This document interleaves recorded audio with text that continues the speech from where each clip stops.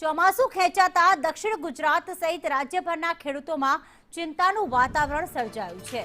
ડાંગર, શેરડી અને બાગાયતી પાકોને પૂરતા પાણીના અભાવે નુકસાન થવાની ભીતિ વચ્ચે રાજ્ય સરકારે મહત્વપૂર્ણ નિર્ણય લીધો છે।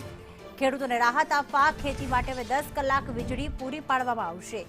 તો ખેડૂત અગ્રણી જયેશ એન પટેલ દ્વારા સરકાર સમક્ષ રજૂઆત કરવામાં આવી, જેના અનુસંધાને આ નિર્ણય લેવાયો છે। આ નિર્ણયથી ખેડૂતોને સિંચાઈ માટે પૂરતી સુવિધા મળશે અને પાકને નુકસાનથી બચાવી શકાશે। ખેડૂતોએ રાજ્ય સરકારનો આભાર વ્યક્ત કર્યો।